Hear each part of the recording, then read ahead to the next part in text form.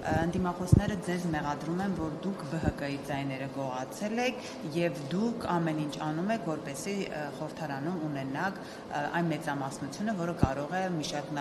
Պաշտոնյանների ընտրել։ Այսինքն ամեն ինչ արեցիք ԲՀԿ-ին զրկելու մանդատներից։ Դուք ասելով նկատի ունեք մեր քաղաքականությունը, նախ եթե խոսում ենք ընդդիմության մասին, պետք է նախ եւ առաջ իրենք պատասխան տան իրենց ընտրակաշառքների մասով եւ այդտեղ պատասխանատվությամբ պետք է ենթարկվեն ինչպես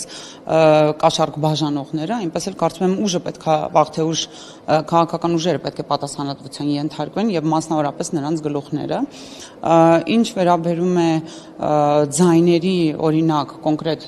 ընտրատեղամասերի ձայների չեղարկման մասով, այսինքն քվեարկության չեղարկման մասով, ապա չեղարկվել է ամբողջ ընտրատեղամասի քվեարկությունը, որտեղ նաև քաղաքացիական պայմանագիր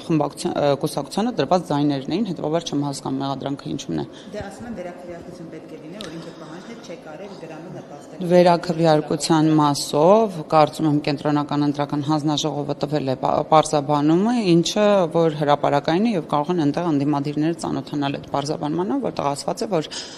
քանի որ արդեն իսկ արդյունքները կարելի ասել 99%-ով պարզ է հանրությանը, հետեւաբար կարող էր տվյալ տեղամասում տեղի ունենալ տակտիկական քվեարկություն, ինչը ամբողջությամբ կաղճատեր պատկերը, կաղավաղեր պատկերը եւ կունենար այլ ազդեցություն։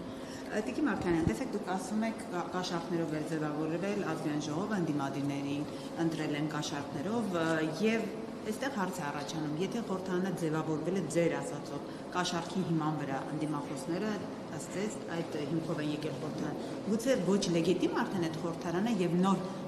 ընտրություններ պետք է նշանակվեն։ Ես